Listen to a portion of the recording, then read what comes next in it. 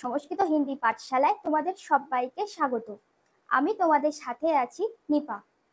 আজকে আমরা যেটা শিখবো সেটা হলো বাংলা থেকে সংস্কৃত অনুবাদ। বাংলা আমরা যে কথাগুলো বাংলায় বলি সেগুলো সংস্কৃতে কিভাবে বলা যায়। আমার এই কথাটা শোনার পরে অনেকেই ভয় পেয়ে যাবে, কারণ আমরা সংস্কৃত সাবজেক্টটাকে কম বেশি অনেকেই আছে যারা অপছন্দ করি মানে হলো সংস্কৃত সাবজেক্টটাকে আমরা ভয় পাই। এবং একটা কথাও আমরা বলি যেটা যে সংস্কৃত সংস্কৃত ভাষাটা উচ্চারণ করতে গেলে আমাদের দাঁত ভেঙে যায়, সংস্কৃত ভাষাটাকে আমরা বলি। তো এই কথাটা কি কখনো যুক্তিযুক্ত কথা? এই কথাটা কি আদৌ ঠিক?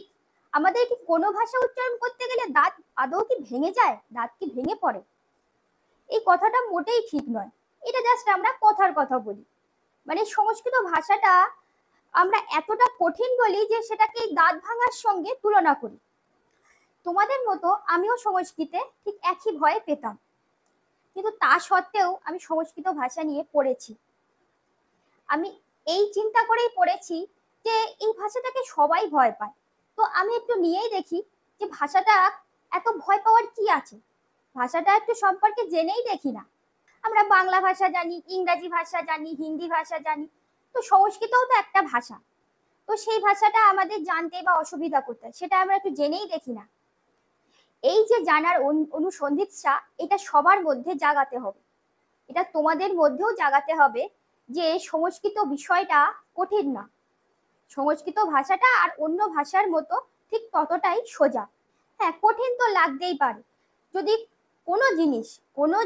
কোনো পড়ার বিষয় আমরা যদি বুঝতেই না পারি, তবে আমার কাছে সবকিছুই কঠিন লাগবে, সেটা সংস্কৃত বলে না, সমস্ত কিছুই কঠিন লাগবে। তো সংস্কৃত বিষয়টাকে ভালো করে বুঝতে হবে। বিষয়টা যদি আমরা ভালো করে বুঝি, তাহলে আমাদের কাছে সংস্কৃত কোনো কঠিন ব্যাপারই লাগবে না।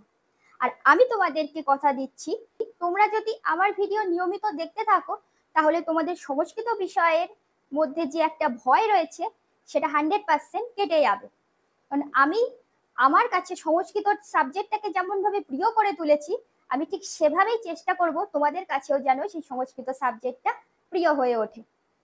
তাহলে চলো কথা না বাড়িয়ে মূল টপিকে ফিরে আসা যাক। বাংলা থেকে সংস্কৃত অনুবাদ। এই বাংলা থেকে সংস্কৃত অনুবাদের উপরে ইউটিউবে প্রচুর ভিডিও আছে, তোমরাও দেখেছো, আমিও নিজে দেখেছি।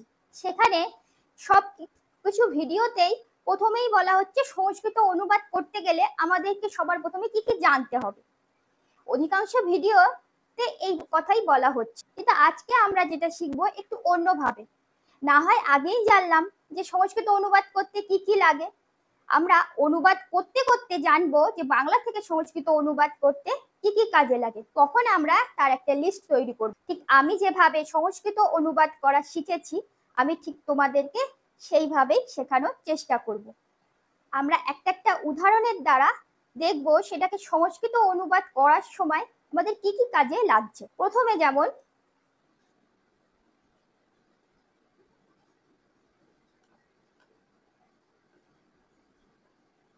আমি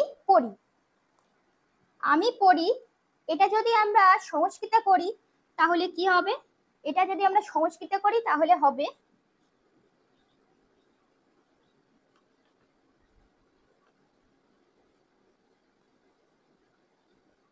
কি হবে? অহং পঠামি।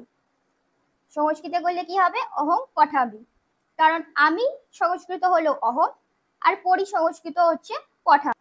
ইংরেজিতে ট্রান্সলেশন করার সময় যদি আমি বই পড়ি, এটা ইংলিশে কি হবে? আই রিড এ বুক।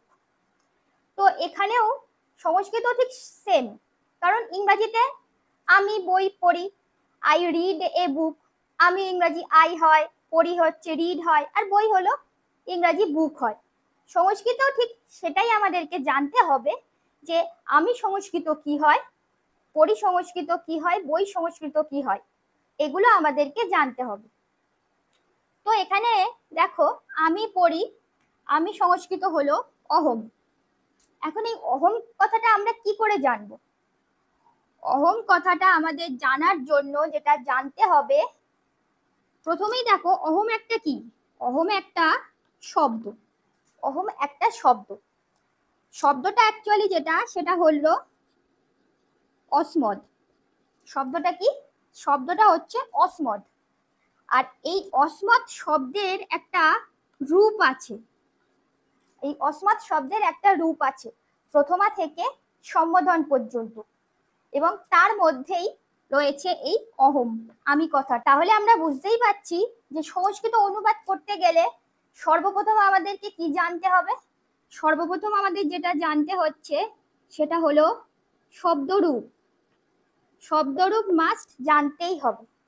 শব্দরূপ আমাদেরকে সব জানতে হবে না, কয়েকটা যেগুলো পরীক্ষায় আসে বারবার, সেগুলো কয়েকটা জানলেই আমরা ট্রান্সলেশন বা অনুবাদ করতে পারবো।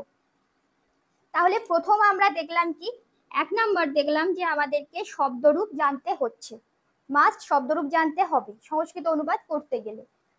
এবারে আসি পড়ি।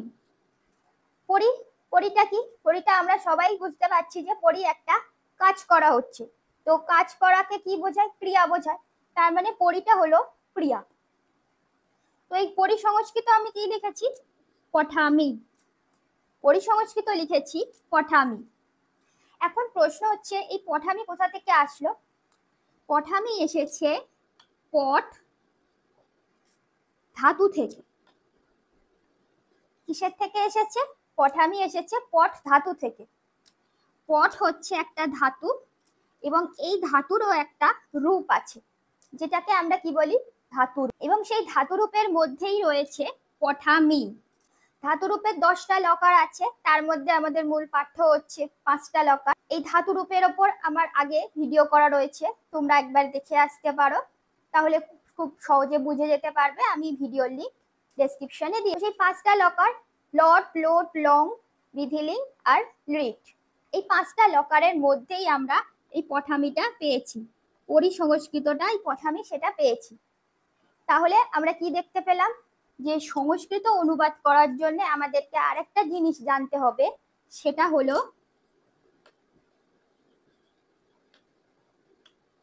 ধাতুরূপ। তাহলে আমরা কি জানলাম? প্রথমত আমাদেরকে শব্দরূপটা জানতেই হবে মাস্ট, এবং ধাতুরূপটা মাস্ট জানতেই হবে। কারণ এই শব্দরূপ আর ধাতুরূপের মধ্যে কি লুকিয়ে রয়েছে? এই শব্দরূপ আর ধাতুরূপের মধ্যে যে বাক্যটা আমি দিয়েছি সেই বাক্যের কর্তা এবং সেই বাক্যের কর্ম লুকিয়ে রয়েছে। ধাতুরূপ আর শব্দরূপের মধ্যে কি কি লুকিয়ে রয়েছে? বাক্যের কর্তা আর কর্ম লুকিয়ে রয়েছে। তো আমাদেরকে ধাতুরূপ শব্দরূপ না জানলে আমরা আমাদের বাক্য অসম্পূর্ণ থেকে যাবে। কারণ কর্তা আর ক্রিয়া এই দুটোই যদি আমরা খুঁজে না বার করতে পারি, তাহলে তো আমরা বাক্যটাকে সংস্কৃত অনুবাদ করতেই পারবো না। তাহলে আমরা জানলাম সংস্কৃত অনুবাদ করতে শব্দরূপ এবং ধাতুরূপ আমাদেরকে। নেক্সট আমরা আরেকটা উদাহরণের দ্বারা আরো বিষয়টা পরিষ্কারভাবে বুঝতে পারবো। যেমন হচ্ছে,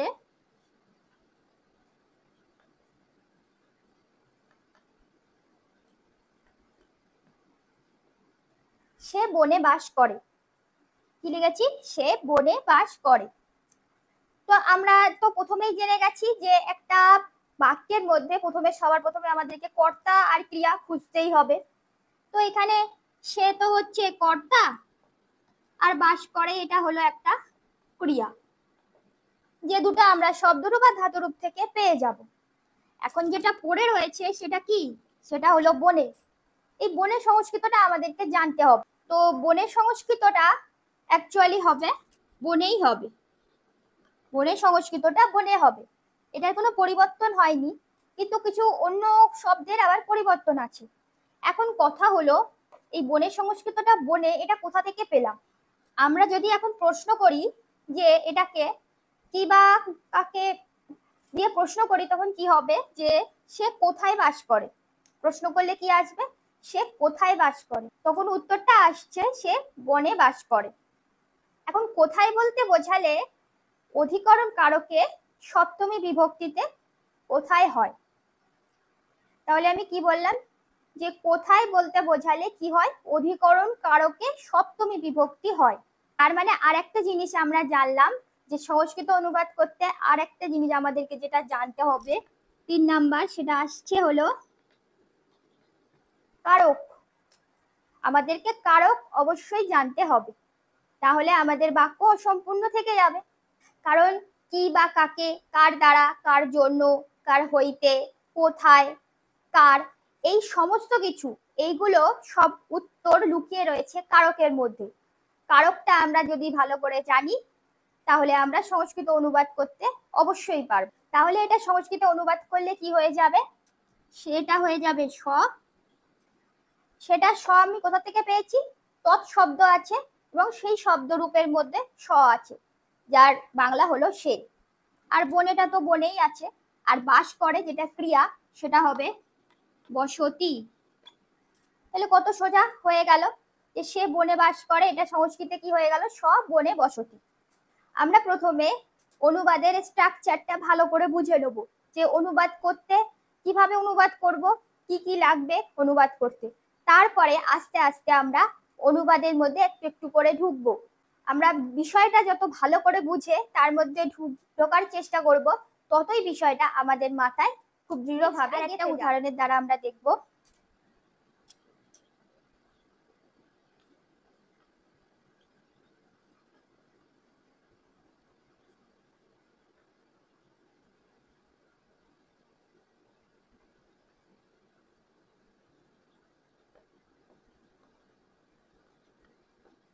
কি লিখলাম, ছাত্রের দ্বারা গ্রন্থটি পড়া হয়েছিল। ছাত্রের দ্বারা গ্রন্থটি পড়া হয়েছিল, এটাকে যদি আমরা সংস্কৃত করি তাহলে হবে যে ছাত্রেণ গ্রন্থ পঠিত। সংস্কৃত করলে কি হবে, ছাত্রেণ গ্রন্থ পঠিত। ছাত্রের দ্বারা আমি একটু আগেই বললাম কারকের মধ্যেই আছে, এই যে দ্বারা, দিয়া, কর্তৃক, হইতে থেকে, চেয়ে, জন্য, নিমিত্ত, এগুলো সবই কারকের মধ্যে রয়েছে। সেই জন্য সেই কারক থেকে ছাত্রের দ্বারা আমরা পেয়েছি ছাত্রেণ, গ্রন্থটি হচ্ছে গ্রন্থ, পড়া হয়েছিল আমরা এখানে কি লিখলাম, পঠিত লিখলাম। তো এখানে পঠিত আমরা কেন লিখলাম, এই পঠিত কিসের থেকে আসে, পঠিত আসে পঠ ধাতুর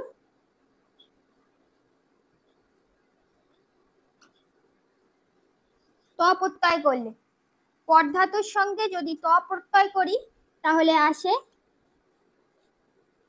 পঠিত। তাহলে কি দেখতে পেলাম, পঠ ধাতুর সাথে ত প্রত্যয় করে আসে পঠিত। তাহলে আরেকটা জিনিস আমাদের লিস্টে যোগ হচ্ছে, সেটা হচ্ছে প্রত্যয়।